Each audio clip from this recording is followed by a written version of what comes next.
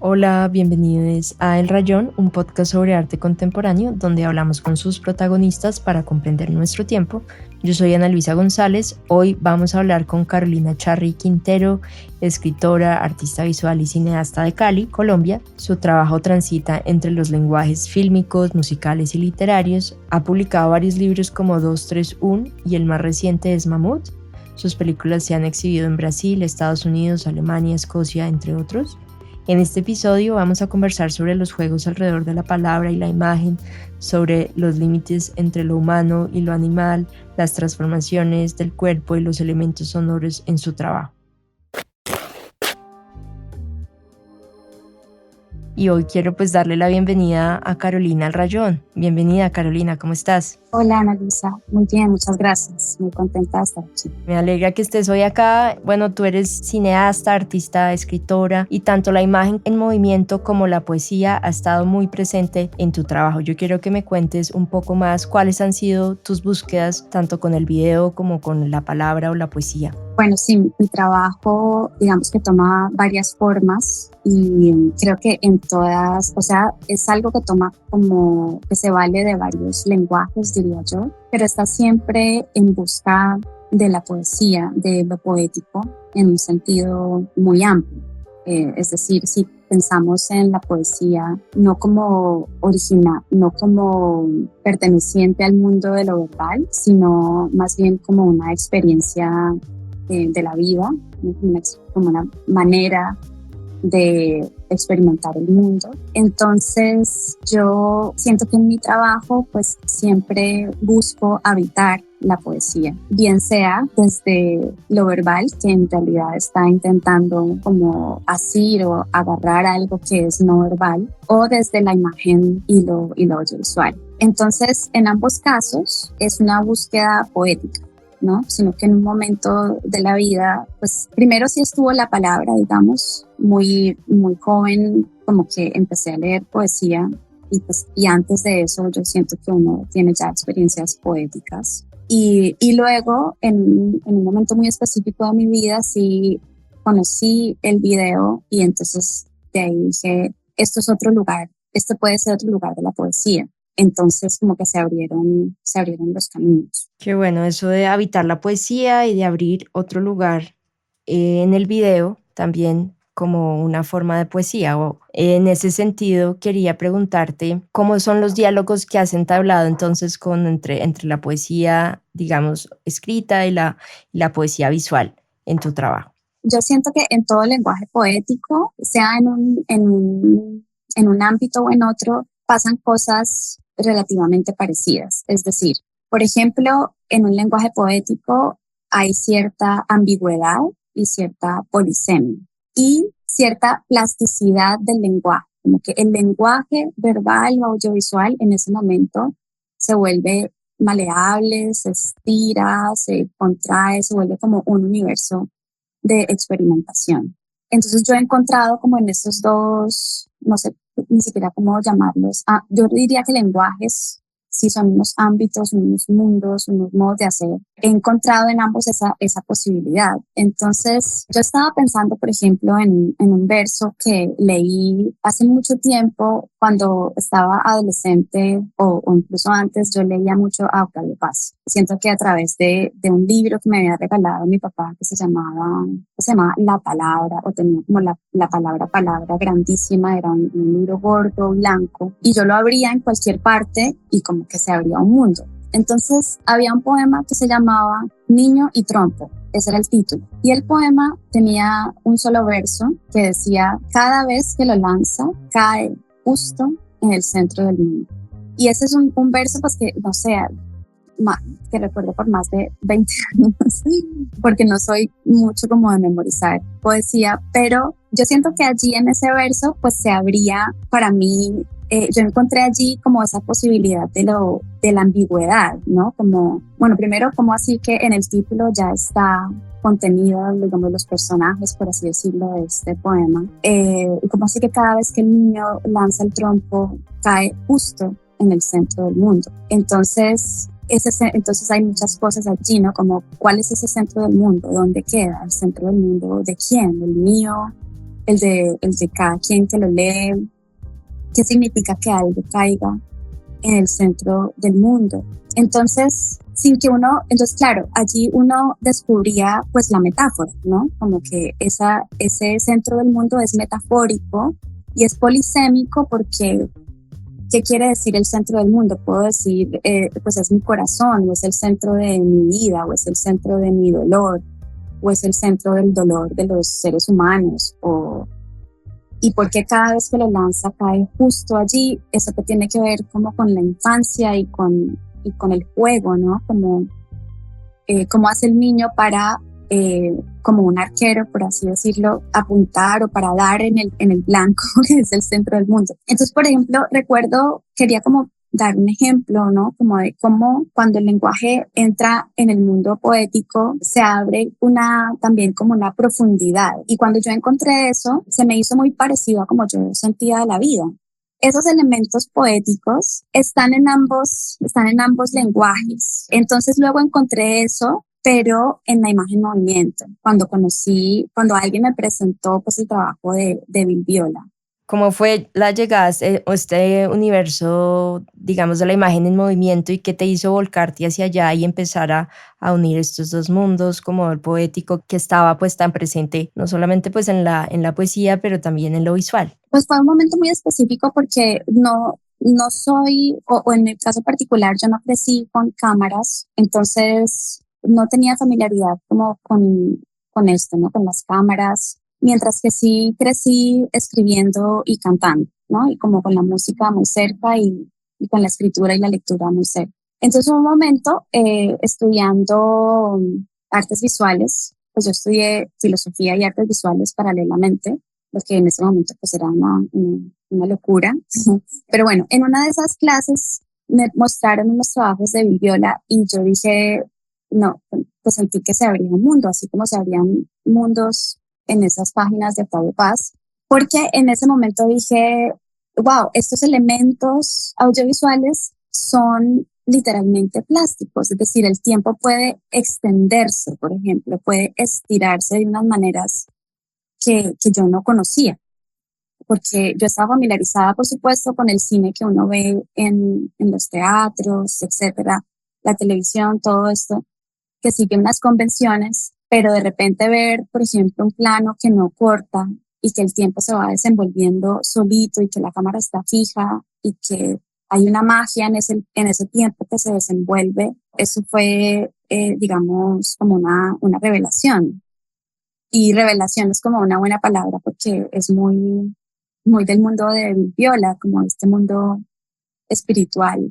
Y además, pues que se trataba de una artista que precisamente tenía una manera muy, no sé si holística es la palabra, pero pues muy integral del video, ¿no? No era como, porque como con su acercamiento al zen, él decía como, bueno, para ver primero hay que existir, ¿no? Como ver es parte de existir. Entonces, o sea, como que no separar tanto como los sentidos, ¿no?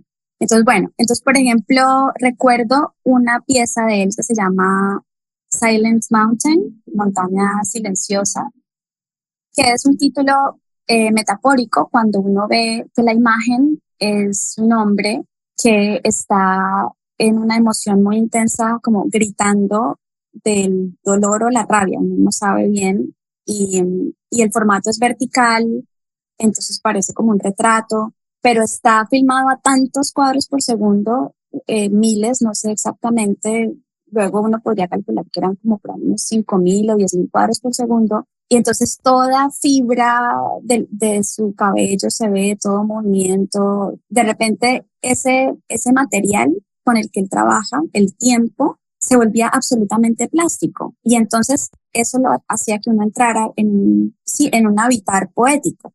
¿Qué quiere decir cuando tú dices que el tiempo se vuelve plástico? Okay.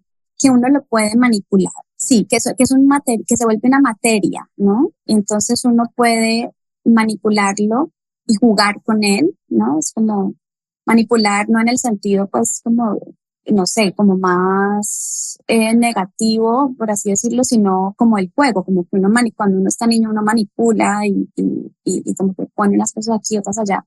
Entonces, Manipular es que yo lo puedo alargar, acortar, lo puedo poner en pedacitos y entonces puedo decir algo con ese tiempo que manipulo, puedo decir algo sobre la experiencia temporal de la vida, ¿no? Sobre algo que sí no controlamos para nada, que no podemos manipular, que es el tiempo pues vital, real que nos lleva, ¿no? Este río temporal del que no podemos controlar, que no podemos salir, que no sabemos ni cómo definir. Entonces, de repente allí uno sí puede, ¿no? Entonces se sienta uno primero en la cámara, está también uno delimitando el espacio, ¿no? Como que estas cosas de la vida, el espacio, la luz, el tiempo, de repente se vuelven materiales con los cuales jugar. Y eso es muy emocionante, ¿no? Eso es otra manera de decir el mundo, como cuando en un verso también se juega con las maneras de decir el mundo y no es simplemente un espejo, ¿no? O sea, no estoy simplemente, como la cámara no está solamente mirando y mostrando tal cual como uno ve, sino que está jugando con esos elementos.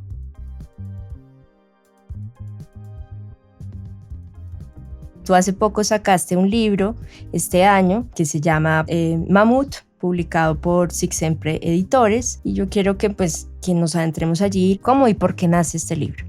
Bueno, Mamut nace de andar escribiendo, es decir, no era un proyecto, no era un plan en el sentido de, como un buen día uno diga, voy a hacer un libro y se va a componer de tal manera o algo así, sino que más bien se fue como sedimentando o se fue como acumulando a lo largo de los años y se tomó 9 años en concebirse, en nacer, porque sí, de andar escribiendo, de necesitar escribir, entonces escribía relatos, poemas, gestos y en un momento dado pues sentí que se volvió un lugar, ¿no? Como que era una carpeta también en el computador y entonces dije, ese es como el lugar donde tiene cabida todo esto. Entonces se volvió eso también pues mentalmente como dónde cabe todas estas experiencias, todo este dolor, todo este sentir la vida, todo este experimentar la vida, dónde ponerlo y empecé a ponerlo allí. Primero la carpeta se llamaba Pocket of Necessities, que era como un bolsillo, digamos, de urgencias o de emergencias, algo así, de urgencias, diría yo. Y ya luego se volvió Mamut en un momento dado, cuando vi que era tan grande, tan gordo y como un animal gordo. Bueno, yo siempre he dicho que a mí me interesan los libros urgentes. ¿Qué quiere decir eso? ¿Un libro urgente? Sí, exacto. Entonces alguien me preguntaba qué tipo de lecturas te gustan o qué escritores. Entonces yo decía, pues me interesan los libros urgentes, que son como unos libros que el autor o la autora necesitaba escribir o se moría. Y uno siente esa urgencia en algunos autores y de algunos autores en algunos libros, que tiene que ver también pues como con su relación vital con la escritura. Entonces a mí me interesan ese tipo de libros porque esa es la manera en que yo también vivo la escritura. Entonces, en la escritura, pues yo encuentro eso, una libertad muy considerable que no encuentro pues en otros ámbitos de la vida y una vitalidad. Entonces, por eso me interesa pues que la escritura misma sea también, pues esté viva, que la escritura misma esté muy viva. Entonces, bueno, un poco eso es como el cómo y por qué nació el libro. El libro tenía que nacer, se acumuló, se gestó un poco dándome y sin que yo me diera cuenta, pero hay un momento en que pues uno asume y dice, bueno, esto va a ser un libro. Esto definitivamente es un libro y ya uno se monta en ese plan, lo asume, digamos, asume lo que ha venido haciendo. O sea, tú durante 9 años escribiste estos fragmentos y aparte de forma como diaria, casi como llevando un diario vital, sí, como lo dices tú, o como de un diario urgente. No necesariamente un diario, no es un diario porque no tiene que ver como, si no es un diario, no es como que hay una entrada diaria o como un ejercicio no, sino que, aunque también hay muchas formas de los diarios, sino que surgían relatos, ¿no? O surgían obsesiones, como por ejemplo la flauta de hielo. La flauta de hielo, que es uno de los relatos que hay en el libro, existió como pues ha sido una de mis obsesiones y existió como un objeto que fabricamos con un compañero escultor que me ayudó como a descubrir cómo fabricar una flauta de hielo en Cali, ¿no? Estamos hablando también de eso, ¿no? Entonces la hicimos y era pues un molde que llenábamos de agua y esa flauta, si la desenmoldábamos bien, no sé si eso es un verbo, pero si la sacábamos bien del molde, lograba a veces sonar como por 2 segundos. Ahí me interesaba pues esta idea paradójica de querer hacer sonar una flauta, que el aliento que uno tiene que soplar en la flauta para que suene, pues la va a destruir. Y eso es como una metáfora como de la vida también, ¿no? Como que hay este asunto, esta cosa frágil, el hielo que parece como tan pristino, tan elemental también, como tan antiguo. Entonces, pues va a ser destruido por estar vivo, ¿no? Por hacerla sonar. Pero entonces, ¿para qué existe una flauta que no pueda ser tocada? Entonces, esa relación ahí paradójica, yo la busqué pues con el objeto mismo y luego esa imagen persiste y busqué cómo podía escribir sobre ella, pero no escribir ya como desde las palabras que a veces se usan en el mundo del arte, ¿no? Como para hablar de la obra y decir, pues en esta obra hay esta tal paradoja y no sé qué, sino que decidí pues escribir un relato que tiene como imagen fundamental esta flauta de hielo. Y esta idea del hielo me interesa mucho, está también en el primer párrafo de 100 años de soledad, que dice: mi padre me llevó a conocer el hielo. Entonces, hay como una búsqueda ahí como de lo primordial, de lo material, que es algo que tú habías como notado en el libro, que me pareció muy interesante. Sí, pues a mí justo que hablas de esa materialidad que como que yo pude como sentir al leer este texto, yo quería hablar de esas imágenes que desde mi opinión, pues sí, hay como un enfoque en esa materialidad de los objetos. Yo creo que hay imágenes, ¿no? Como la flauta de hielo es una imagen, ¿no? Si uno nomás dice eso, ya es una imagen que como que el cerebro fabrica, la imaginación la concibe. Y también es como es un problema material, pues es un problema para un escultor, por ejemplo, ¿no? Como, bueno, ¿cómo se trabaja el hielo? Y es un problema filosófico en un sentido, porque tiene que ver con la duración, ¿no? Como con la finitud. Tiene que ver con la finitud de las cosas. Y si es posible que exista una flauta de hielo sin, sin que se dañe, pero que suene. Entonces, esas contradicciones son las contradicciones, pues, como vitales.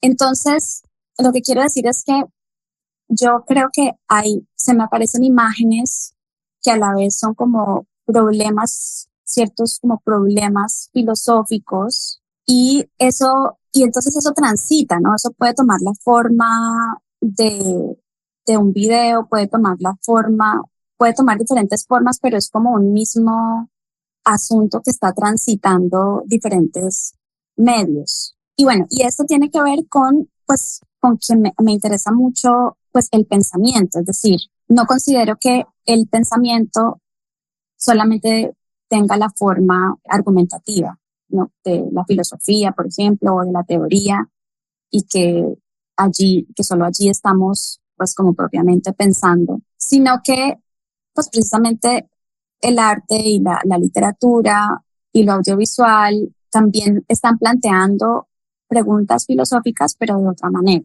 Y para mí, pues es la manera que me parece más potente. O sea, sí hubo un momento en mi vida que dije como, hay problemas que necesitan ser planteados de manera estética, porque la manera argumentativa no logra plantearlos. Sí, por ejemplo, ¿en qué obra dijiste, bueno, yo quiero abordar este tema, este problema, este pensamiento de forma estética y voy a hacer esta obra? En filosofía yo escribí una tesis sobre la muerte, sobre sobre la conciencia de la muerte, sí, sobre todo sobre la conciencia humana de la muerte. Entonces, bueno, allí pues uno, no sé, desarrolla los argumentos, dialoga con filósofos, pero hay un momento del pensamiento que se ve obligado por la dificultad de decir lo que va a decir, se ve obligado a recurrir a la poesía o a lo poético. Entonces a mí me interesa mucho ese punto, en que, en que la filosofía es casi poesía y que la poesía tiene elementos como filosóficos. Entonces yo escribí esa tesis, por ejemplo, pero yo siento que Mamut es mi respuesta más contundente a esa tesis que fue hace muchos años por cómo está escrito, porque, porque está escrito de manera literaria, porque no son ideas, son también experiencias estéticas, experiencias narrativas. Y entonces yo siento que sí, pues que hay preguntas, que la forma en que se plantea la pregunta hace parte también de lo que la pregunta es. Entonces, en este caso, este libro, ¿no? Este libro que se llama Mamut, que el mamut pues es un animal extinto, que ahora lo quieren revivir a partir de no sé qué ADN, bueno, unas cosas loquísimas que no sé si van a suceder, pero pues un animal que existió, pero que en este momento también es para nosotros imaginario. Entonces es un animal que tiene que ver con la muerte, ¿no? O sea, tiene que ver como que su tiempo ya fue y ahora no existe o existe en nuestra imaginación. Y ese mamut recoge pues todas estas inquietudes que he tenido toda la vida sobre la muerte, sobre el lenguaje, ¿no? Que en un sentido podrían ser la misma pregunta, porque son preguntas por un límite, ¿no? Como el límite de la vida, pero como por límites insondables. O sea, entre la vida y la muerte hay como un límite insondable. Y entre el animal humano y lo no humano, también hay un límite insondable. Ya que hablas de esos límites de lo humano y lo no humano, quería hablar de eso, ese interés en borrar las fronteras entre lo humano y lo animal. Yo creo que los límites, ese tipo de límites nos permiten el asombro. O sea, la muerte, no hay como mayor asombro que la muerte, o tal vez el asombro que aparece en la muerte, como cómo es esto posible, qué es esto, ¿no? ¿Qué es lo que pasa cuando alguien se muere? ¿Qué es esto tan extraño? Tal vez ese asombro que hay allí está también con los animales, con esa otredad con el animal, porque porque uno puede proyectar en el animal, en los animales, pues muchas cosas, uno puede proyectar sus propios sentimientos humanos, pero tal vez eso sea solo una proyección. Y pues en un sentido hay una cosa muy inconmensurable ahí pues que no se puede saber. Entonces, me interesa ese pensamiento que aparece en el límite. Entonces yo siento que que los animales nos permiten pensar, que permiten preguntarnos, digamos, preguntarse qué es un animal es también preguntarse qué es un ser humano. Pero si no existieran los animales, pues uno no se podría hacer la pregunta qué es un ser humano. Y por eso, digamos, hay este filósofo Jacques Derrida que escribe ese libro maravilloso que se llama El animal que por tanto estoy siguiendo. Él plantea precisamente en ese libro que la pregunta filosófica fundamental, dice él, no es la de la muerte, no es la del ser, no sé qué, sino que es la pregunta por el animal. Entonces, bueno, entonces sí, yo siento que los animales nos permiten pensar, y algo que pues que se relaciona con esta pregunta sobre la materialidad es que lo que compartimos con los animales también es pues el cuerpo. Entonces, juntando un poco como la pregunta que tenías sobre lo material y esto de los animales, es que pues la experiencia del mundo, como yo la concibo, pues es corporal, es material, es decir, estamos en un cuerpo y tenemos una arriba, una abajo. Todo eso lo determina el cuerpo, es decir, el arriba y el abajo de la araña es muy distinto al nuestro, o qué queda lejos, qué queda cerca, cómo percibimos el mundo. O por ejemplo el pulpo, que se supone que cada uno de sus tentáculos piensa por sí mismo, es algo que pues que uno no se alcanza a imaginar porque nuestra anatomía, o sea, estamos condicionados desde nuestra anatomía. Entonces, por un lado, eso, por un lado, la experiencia corporal es una experiencia material y por eso me interesa tanto en el libro como en todos mis trabajos, pues la percepción sensorial. O sea, siento que la poesía también, la poesía y el pensamiento está allí, está muy cerca y no está como por allá en la estratosfera, ¿no? Como la poesía, por allá una cosa muy abstracta, muy, no sé, grandilocuente, sino que está allí en la materia, en el polvo, en el hielo, en el sonido, en cómo percibimos sensorialmente el mundo y cómo esa percepción puede convertirse también en unas preguntas filosóficas.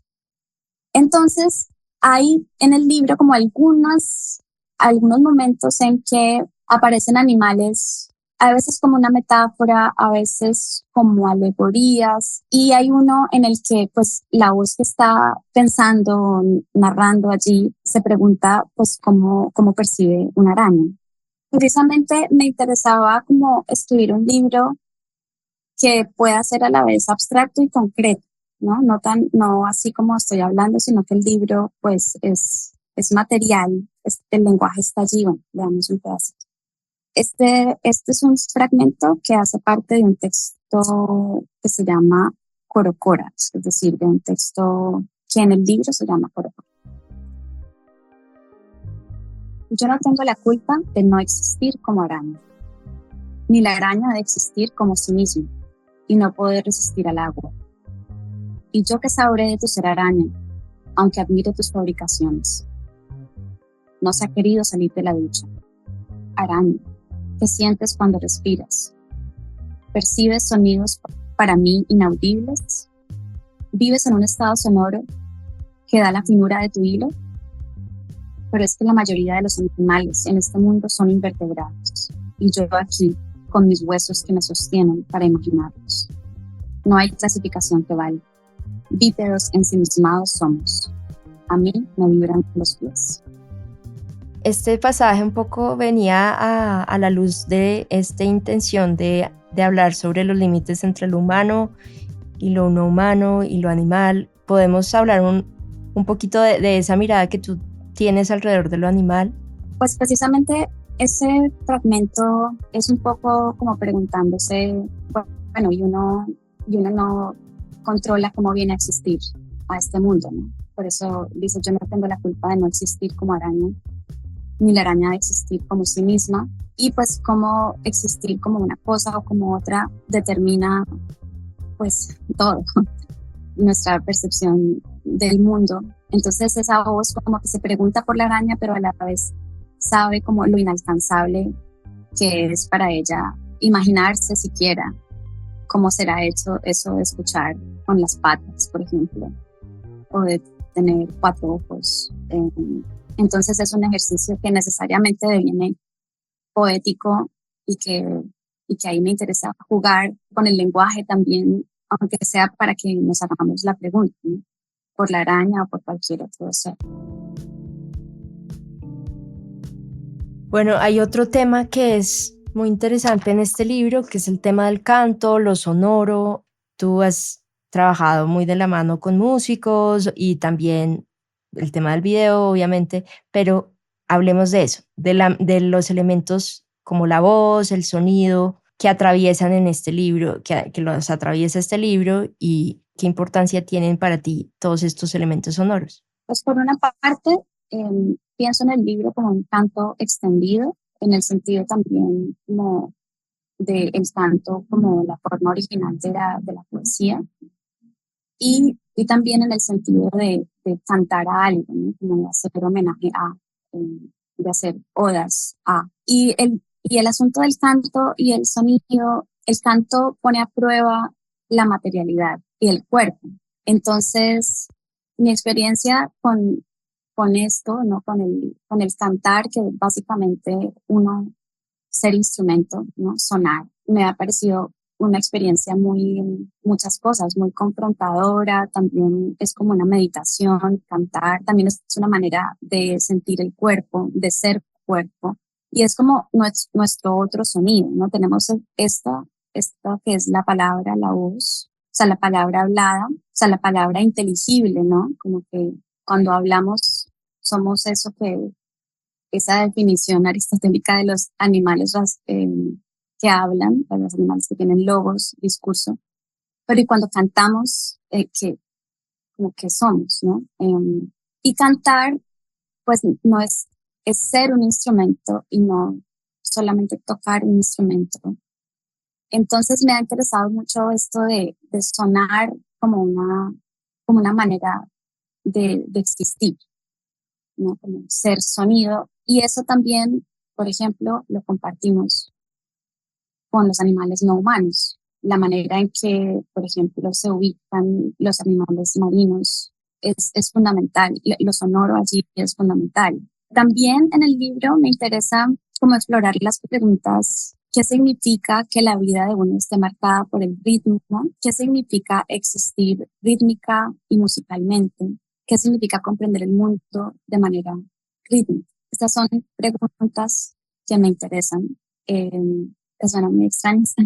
Por ejemplo, ¿qué significa concebir el mundo de forma rítmica? Digamos que, bueno, yo crecí en un mundo como muy cantante y rítmico, porque en mi casa y en mi relación, especialmente con mi papá, eso era lo que siempre sucedía y él tocaba la tambora, él no era músico, pero él tocaba la tambora y cantaba y yo siento que hubo mucho de crecer y entender la vida acompañada de esos ritmos.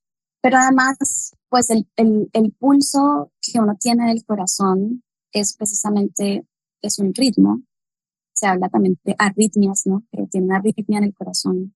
Entonces, hay algo rítmico de la vida y del arte, ¿no? Como la escritura, el ritmo es fundamental. Entonces, luego me estuve acercando un poco como a las espiritualidades afrocubanas, yorubas, por ejemplo, donde la manera de hablar con los dioses, no con los dioses, perdón, con los orishas, que no son propiamente dioses, son los tambores.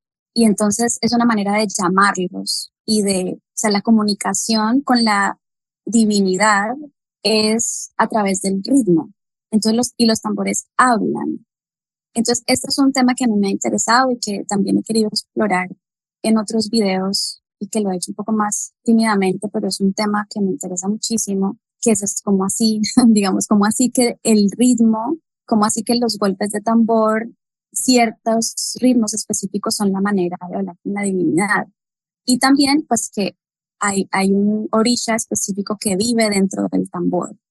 Entonces, estas imágenes, sin que yo, digamos, haya crecido con esa espiritualidad, pero sí me llegaban a través de la música y bueno, de la salsa que está llena de orishas, ¿no? De Yemayá y Changó, y que uno las ha cantado toda la vida, pero no sabe qué son. Entonces luego me acerqué a eso y eso tuvo pleno sentido con mi historia de vida porque yo tengo una relación muy intensa pues con el tambor y con ese tambor que tocaba mi papá. Y por eso también aparece esto en el libro, ¿no? Como de una mujer que está dentro de un tambor y no quiere nacer, sino quedarse dentro del tambor. Entonces hubo un momento que a mí se me apareció esta frase o este verso, no sé, como de comprender el mundo rítmicamente.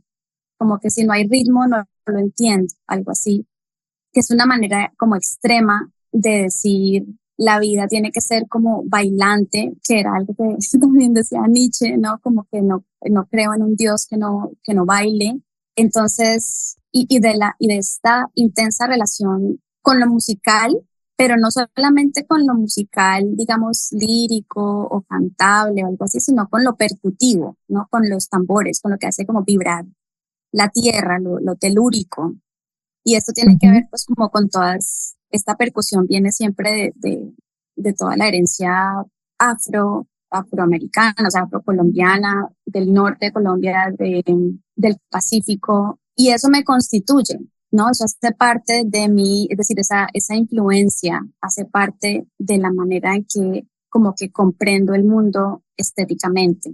Entonces, yo quería también que el libro, como yo dije, el libro tiene que ser rítmico, y la manera en que para mí es rítmico no es solamente pues en que cuide el ritmo de la escritura, sino por ejemplo en la manera en que está dividido, como está dividido en cuatro partes por unas páginas azules que contienen unos versos, y los versos de esas 4 partes conforman un poema en sí mismo, que es un poema pues que habla precisamente del sonido.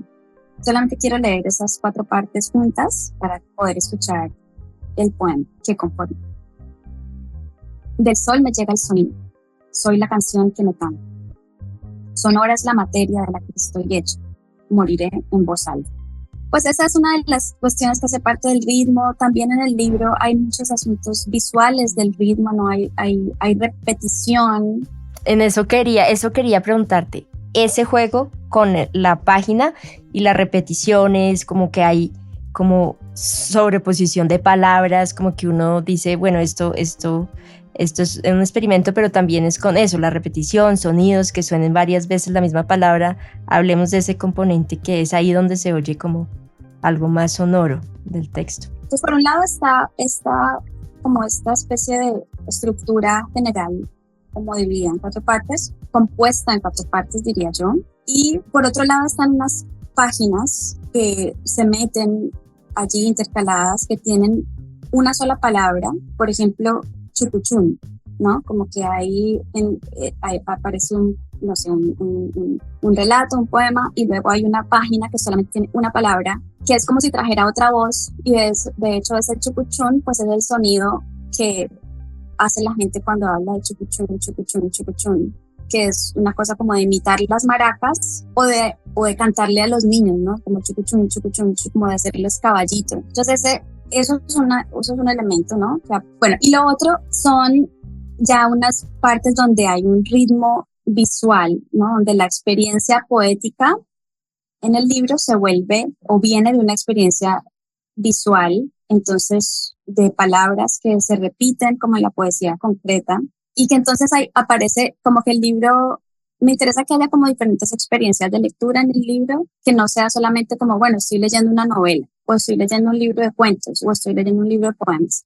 sino que estoy leyendo algo raro, algo híbrido, ¿no? Como, por eso me gusta hablar de de escritura hipogrífica. ¿Qué quiere decir eso? Pues del hipogrifo, ¿sabes del hipogrifo? Que es este animal imaginario que está compuesto por una cabeza de águila y una parte águila y una parte león, que hace parte pues de todo ¿cómo se llama? Estos animales imaginarios de los bestiarios medievales, que combinan cosas, que hibridizan, ¿no?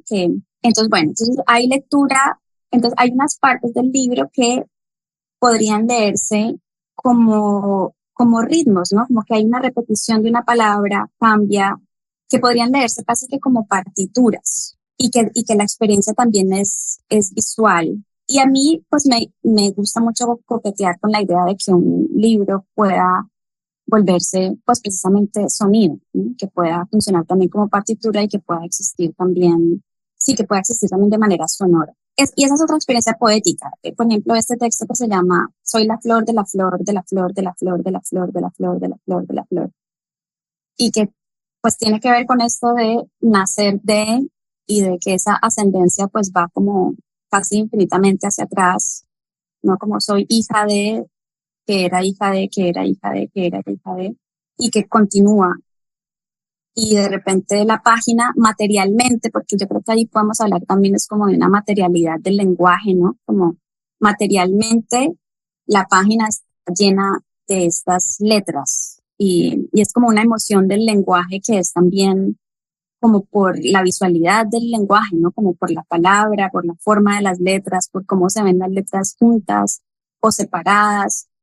Eso es algo que también me interesaba mucho en el último poema, que es el poema sobre el mamut, y es qué pasa cuando uno separa mucho las letras, o qué pasa si uno las separa donde uno no espera que se separen las letras.